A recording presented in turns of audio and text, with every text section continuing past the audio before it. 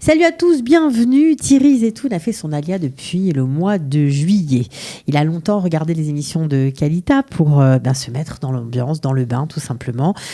Aujourd'hui, il est podologue. Il a été podologue pendant 25 ans en France. Il a renoncé à une belle situation professionnelle pour tenter l'aventure sioniste. On est ravis de l'accueillir. C'est maintenant, c'est son alia story. Ils ont relevé le défi de l'ALIA. ALIA Story, c'est vous, c'est nous. Thierry Zetoun, bonjour. Bonjour Cathy. Alors, relever le défi de l'ALIA, ça vous va bien? Ah oui, complètement. Oui, là c'est un vrai défi. Voilà, vous aviez tout programmé, mais... On a tout programmé. On a essayé. Tout programmé. On a essayé de tout programmer, mais on savait pertinemment qu'il y a quand même des aléas, oui, bien évidemment. Bien sûr. Alors, vous avez 2 enfants, vous êtes monté au mois de juillet, donc on l'a dit, avec Exactement. 2 enfants, 16 ans et 18 ans, votre femme aussi. Exactement. Donc, vous travaillez en France tous les deux, vous aviez une vie professionnelle très dense. Tout à fait. Pas beaucoup de temps pour le temps libre, on va dire. Non, on avait une activité très intense depuis des années. Enfin, voilà, on avait chacun une très belle activité, et puis on a quand même décidé de franchir le pas. Alors, qu'est-ce qui vous a motivé? Qu'est-ce qui a été déclencheur pour vous? Ah bah c'est les enfants en fait. C'est Pourquoi? les enfants, parce que bon, nous avions une très belle situation. On était vraiment à tout niveau, tout allait bien. Vous habitiez Paris? Mais on habitait région parisienne. D'accord. On habitait à Saint-Brice-sous-Forêt. Ok. Et puis, donc belle communauté, tout se passait bien. Bon, et puis, malgré tout... Vous avez un fils, je crois, qui a voulu partir. Voilà, c'est ça. En fait, j'ai mon aîné, Nathanaël, qui avait... déjà envie de partir dès l'âge en classe de 3e, parce qu'il avait des copains qui partaient faire des programmes en Israël. Et puis, nous, en 3e ou même seconde, pour nous, le laisser partir, c'était compliqué. Oui. D'accord. Et puis, donc, on a travaillé psychologiquement, etc. Et puis, nous avons réfléchi avec mon épouse et moi, que l'échéance aurait... Après le bac. Après le bac de Nathanaël. Et puis voilà, c'était donc vraiment... ça veut dire que lui, il partait seul. Vous étiez OK pour qu'il parte seul, ou c'est ça qui a fait que vous alliez l'accompagner? Non, on s'est dit non. Finalement, nous aussi, nous avions envie de partir. On a un deuxième garçon, on a 2 garçons. Et puis on s'est dit, le laisser partir seul... Le deuxième, peut-être 2 ans après, est-ce qu'il va vouloir partir ou pas? Enfin, c'était un peu compliqué. On s'est dit non, mais pourquoi pas faire une alia en famille? Ok. Voilà. Donc c'est ce que vous avez fait. Exactement. Alors c'est rigolo parce que en général, quand on a 2 ados comme ça, on vient pas forcément à Jérusalem, et pourtant vous avez fait le tour des villes. Exactement. Avant de vous arrêter sur la capitale, et c'était pas votre premier choix à la base. Alors en fait, comme beaucoup de Français, beaucoup de francophones partaient plus sur Anana, Ashdod, Netanya, etc. Vous avez été voir toutes ces villes? Alors en fait, oui, on a fait des petits voyages d'études. Ouais. Parce qu'effectivement, on préparait notre alia et on s'est dit, on ne peut pas débarquer en Israël sans avoir au moins fait un petit voyage d'études comme ça. Donc on venait assez régulièrement, hors période scolaire. On est quand même venu avec les enfants. Pour étudier les villes. Donc on est parti du nord de Naharia et on a été jusqu'à Ashdod, donc toutes les villes côtières. Oui, vous aviez de la famille en plus dans certaines de ces villes. Alors moi j'ai mon frère qui vit depuis 23 ans sur Ashdod. Bon. On aurait pu imaginer que vous auriez atterri là-bas. Oui, effectivement. Non. Ça vous a pas plu? Non, ma femme, Ashdod, c'est pas trop... Non, elle n'a pas aimé. Oui, on connaît pas trop, mais non. Ça vous a... Bon, voilà. C'est après... Après, voilà, on a vu Ranana, il y a beaucoup de Français, etc. Vous cherchiez une ville avec des Français? Vous cherchiez quoi comme genre de... Ah oui, se rapprocher un petit peu des Français, oui, pourquoi pas. Mais en fait, on voulait une ville... On voulait être apaisé, en fait. On voulait quelque chose d'un peu plus de calme, de sérénité. Et moi, je suis venu, avant l'Alia, je suis venu pendant 3 ans de suite. Je suis même venu seul, parce que je suis venu pour le marathon de Jérusalem. Donc, je suis venu... Donc vous avez déjà couru le marathon de Jérusalem. Voilà. C'est là que vous êtes tombé amoureux de la ville. Je suis venu 3 fois, exactement. Et j'ai dit à ma femme, viens voir cette ville. C'est beau quand on court, paraît-il. C'est magnifique, c'est très dur. Jérusalem, Ouais. faut le mériter, Jérusalem. Ouais, mais souvent, on tombe amoureux de la ville comme ça. Exactement. En y marchant, tout simplement, en y courant. C'est ça. Alors, donc, je lui ai proposé de venir voir cette ville. Et donc, je lui ai fait découvrir. Et puis, en fait, vraiment, on a accroché. Et donc, on a décidé de poser nos valises à Jérusalem. À Jérusalem. Le climat aussi, je crois. Ça vous le climat, oui. Franchement, on venait régulièrement, enfin tous les étés, on venait sur Tel Aviv, comme beaucoup de Français. Tel Aviv, bon, très belle ville, etc. Mais au niveau climat... moi, je supportais pas cette chaleur. Alors, c'est ça qui est fou parce que c'était pas prévu. Puis finalement, vous y êtes bien senti. Vous aimez cette ville que vous avez trouvée plutôt cosmopolite.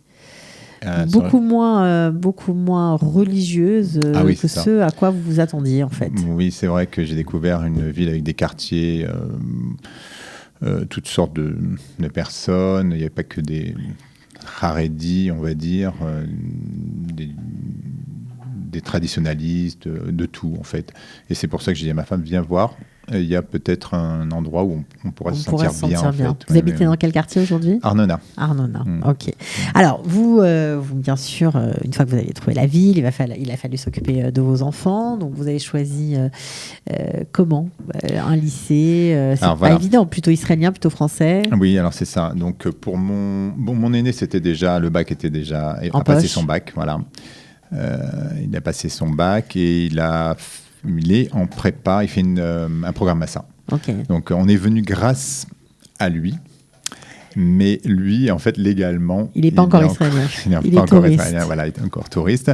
Donc il fait un programme Massa, un prépa Technion, où ça se passe très très bien. Voilà, il prépare les tests psychométrie, beaucoup d'ulpan. Ça se passe vraiment très bien. Il est très content. Et il est heureux, ouais. Vraiment, il n'y a pas... Ouais, superbe. Il rentre le Shabbat, mais il est... Et en quelques mois, on s'aperçoit que là, en espace de 3-4 mois, il arrive à comprendre des conversations en hébreu. On est vraiment très fiers de lui. Oui. Ouais. Et puis, mon deuxième devait rentrer en première. Donc là, on savait que c'était compliqué. On savait que pour les ados, c'était pas facile. Ouais. Donc justement, en regardant un petit peu vos vidéos pendant des années, on va dire, on s'est dit, on les a préparés, nos enfants les a préparés.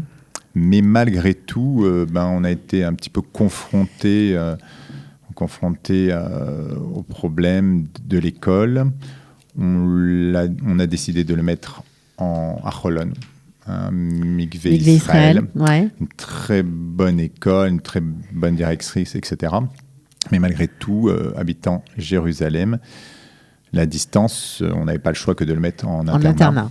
Et là, ça a été, franchement, au début, ça s'est bien passé parce que, voilà, esprit un petit peu démarrage. Mais après, ça a été compliqué pour lui, l'internat. Lui qui aime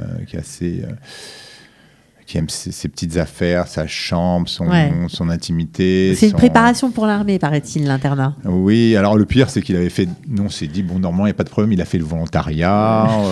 Mais non, ça n'a rien à voir. On va dire que ça n'a rien à voir, c'est les vacances, c'est pas pareil. Ouais. Et donc, ça a été... difficile pour lui. Vous avez dû changer d'option ? Alors en fait, on n'avait pas trop de choix. Parce qu'habitant à Jérusalem, il n'y a plus de lycée français à Jérusalem. Ouais. Donc le seul moyen, c'était...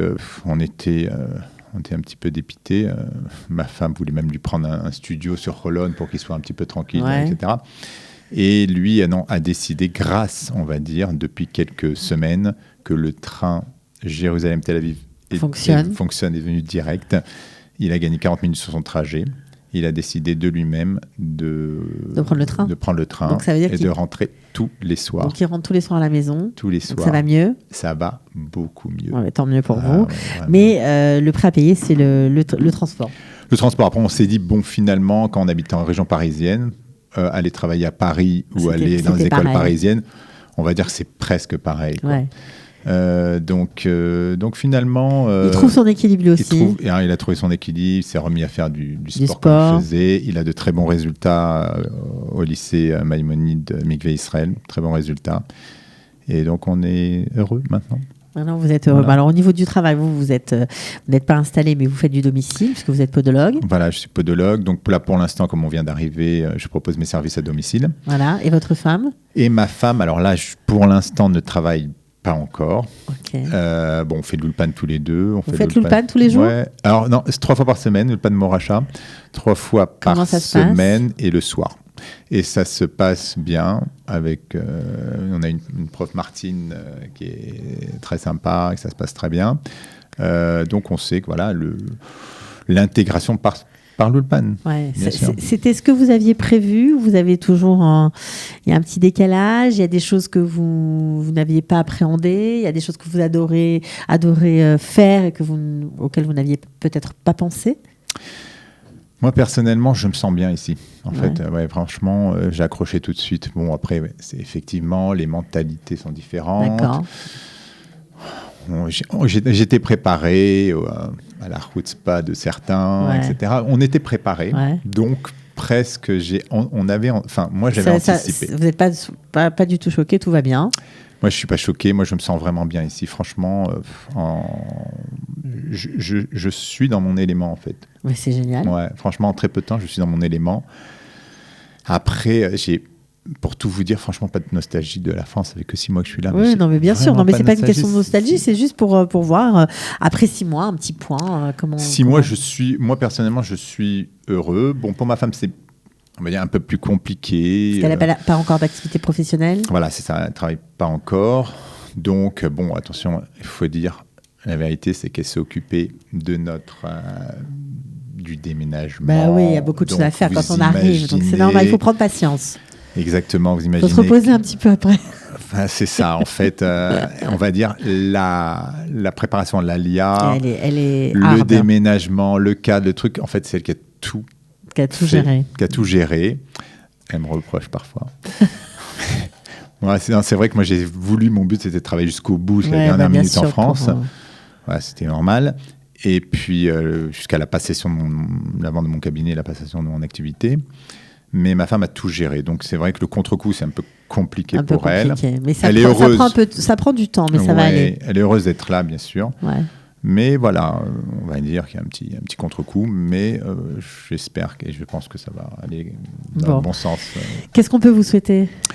Eh bien, que tout se passe bien, que les enfants trouvent leur équilibre au maximum. Voilà, ils vont faire leurs études, il y a l'heure à l'armée. L'armée sera après les études, j'imagine ?